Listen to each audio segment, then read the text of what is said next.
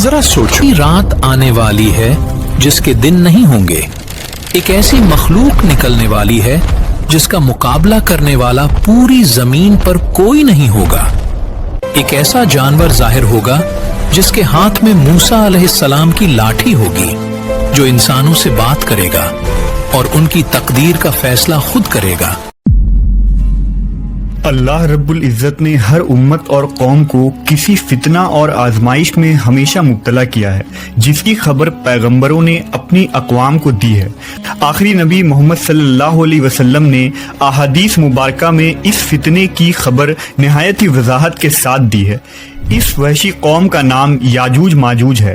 یہ وہ قوم ہے جس کی پیشن گوئی نہ صرف نبی صلی اللہ علیہ وسلم نے کی، بلکہ توریت و انجیل میں بھی اس قوم کا ذکر ملتا ہے، جسے گوگ اینڈ میگوگ کہا گیا ہے۔ دراصل یاجوج ماجوج حضرت نوح علیہ السلام کے تیسرے بیٹے یافس کی اولاد میں سے ہیں۔ یہ لوگ شمالی مشرقی ایشیا میں زندگی بسر کیا کرتے تھے، اور روایتوں میں آتا ہے کہ یاجوج ماجوج بنی آدم میں سے ہیں، اور اگر انہیں پوری دنیا میں چھوڑ دیا جائے تو تباہی مچا دیں گے اور لوگوں کی معیشت تباہ کر ڈالیں گے۔ ان میں سے ہر کوئی آدمی اس وقت تک نہیں مرتا جب تک اپنی 1000 یا اس سے زیادہ اولاد نہ دیکھ لے۔ دنیا کے لیے سب سے بڑا خطرہ پہلے ہی آ چکا تھا، دجال کا فتنہ۔ ایک آنکھ والے دجال نے دنیا کو ہلا کر رکھ دیا، اور تمام وہ چلایا، میں تمہارا رب ہوں۔ اس نے آسمان سے آگ بھیجی اور اپنی فوج کے ساتھ ہر اس شخص کو تباہ کر دیا جس نے اس پر ایمان نہیں لایا۔ مومنین پہاڑوں کی طرف بھاگے، وہ غاروں میں چھپ گئے۔ بھوک، پیاس، خوف، ہر دن ایک عذاب تھا، ہر رات ایک ڈراؤنا خواب تھی۔ دنیا جہنم کا ایک حصہ بن چکی تھی۔ بے بسی اپنی بلند ترین سطح پر پہنچ گئی۔ وفادار دلوں نے پکارا، یا رب، یہ فتنہ کب ختم ہوگا؟ اور پھر آسمان شک ہو گیا، روشنی برسنا شروع ہو گئی۔ اپنے کندھوں پر بال لٹکائے ہوئے عیسیٰ ابن مریم زمین پر تشریف لائے۔ حضرت عیسیٰ نے دجال کے مقابلے میں کھڑے ہوئے۔ انہوں نے اس آزمائش کو مکمل طور پر ختم کر دیا۔ دجال زمین سے مٹا دیا گیا، دنیا کو سکون ملا، انصاف پھیل گیا۔ مومنین آخرکار سانس لے سکے۔ انہوں نے کہا، اب ہم محفوظ ہیں۔ یہ میٹھا سکون زیادہ دیر تک نہیں رہنے والا تھا۔ ایک دن زمین کے اندر سے عجیب و غریب آوازیں آئیں، چٹانیں کریک ہونے لگیں، پہاڑ ہل گئے، سمندر ابل پڑے، اور پھر زمین شک ہو گئی۔ وہ باہر آئے، وہ دہشت ناک مخلوقات باہر آ گئیں، لیکن وہ کہاں سے آئے تھے؟ زمین کے اندر سے یا دوسری دنیاؤں سے؟ آسمان کے نظام ہمیشہ کے لیے بدل دے گا۔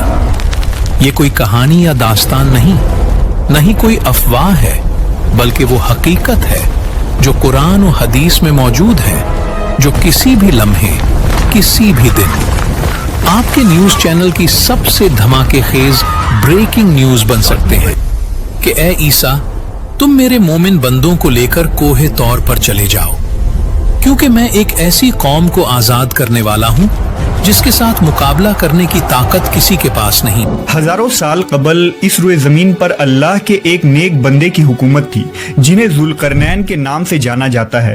اللہ رب العزت نے ذوالقرنین کو زمین کے ایک بڑے حصے پر بادشاہت عطا فرمائی تھی۔ جب حضرت ذوالقرنین نے شمال کا سفر کیا تو آپ کا گزر مشرقی ترکستان اور مغولستان کے علاقوں سے ہوا۔ یہ علاقہ دو عظیم پہاڑوں کے بیچ آباد تھا، اور پہاڑ کے اس پار یاجوج ماجوج رہا کرتے تھے۔ ان لوگوں نے ذوالقرنین سے یاجوج ماجوج کے فتنے کی شکایت کی اور کہا، کوئی واضح معلومات نہیں ہے کہ آیا ذوالقرنین نبی تھے یا اللہ کے ایک صالح بندے تھے۔ رسول اللہ صلی اللہ علیہ وسلم نے فرمایا، قیامت اس وقت تک نہیں آئے گی جب تک 10 نشانیاں ظاہر نہ ہو جائیں۔ کو ایک بڑا مسئلہ تھا، پہاڑوں میں رہنے والا ایک وحشی گروہ انہیں مسلسل پریشان کر رہا تھا۔ چنانچہ انہوں نے ایک راستہ اختیار کیا۔ جب وہ اس جگہ پہنچے جہاں سورج غروب ہوتا ہے تو انہوں نے اسے ایک سیاہ کیچڑ کے چشمے میں غروب ہوتے پایا، اور وہاں ایک قوم کو پایا۔ ہم نے فرمایا، اے ذوالقرنین، تم یا تو انہیں سزا دے سکتے ہو یا ان کے ساتھ نرمی کا برتاؤ کر سکتے ہو۔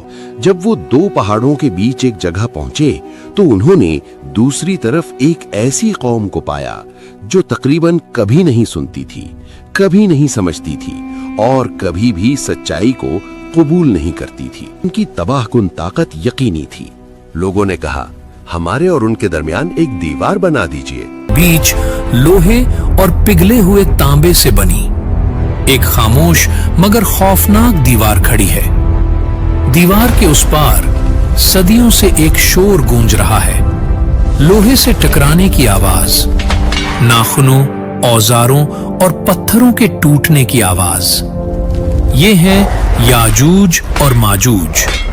हर दिन वो दीवार पर टूट पड़ते हैं। कोई अपने नाखूनों से खोदता है, कोई पत्थर मारता है, कोई लोहे के टुकड़ों से जर्ब लगाता है। सदियों से बिला रुके, बिला थके, और हर दिन वो दीवार को इतना खोद लेते हैं कि जरा सी दरार बन जाती है।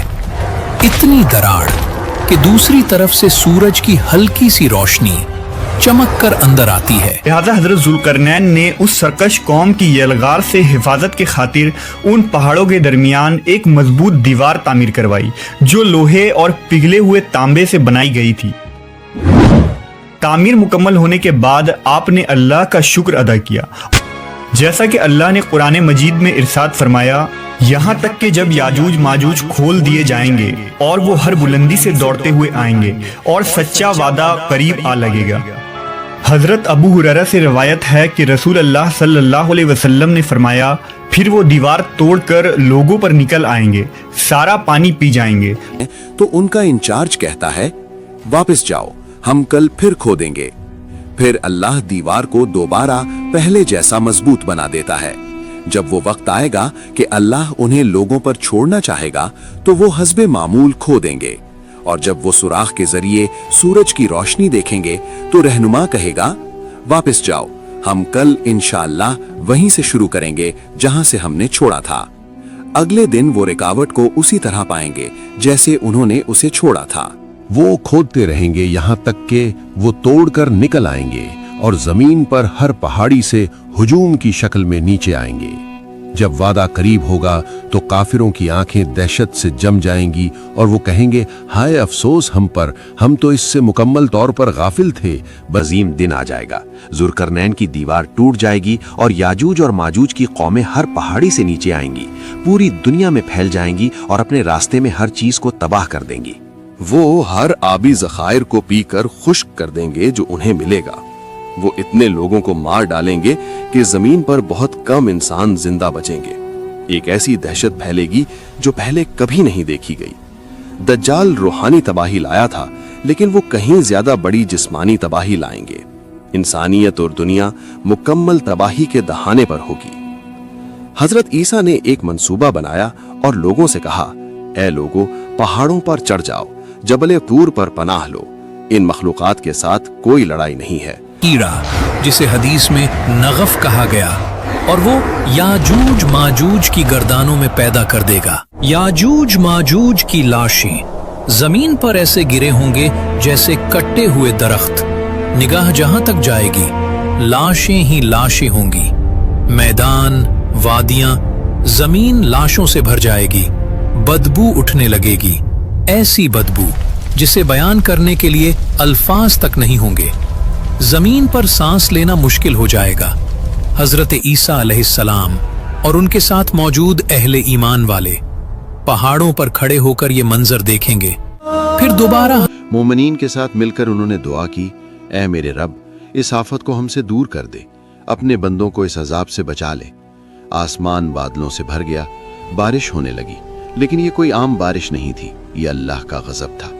याजूज और माजूज पर एक बीमारी आ गई, उनकी गर्दनों पर जख्म जाहिर हुए। ये कीड़े या एक किस्म के बैक्टीरिया की तरह था। सिर्फ एक रात में वो सब एक साथ मर गए, जैसे टिड्डी दल के झुंड मर्दा होकर गिर पड़ते हैं। वो जहां थे वहां ढेरों में पड़े रहे, अरबों लाशें बाकी रहीं। जमीन बदबू से नाकाबिले बर्दाश्त हो गई। फिर ईसा अलैहिस्सलाम ने दोबारा अल्लाह से दुआ की और अल्लाह ने बड़े परिंदे भेजे।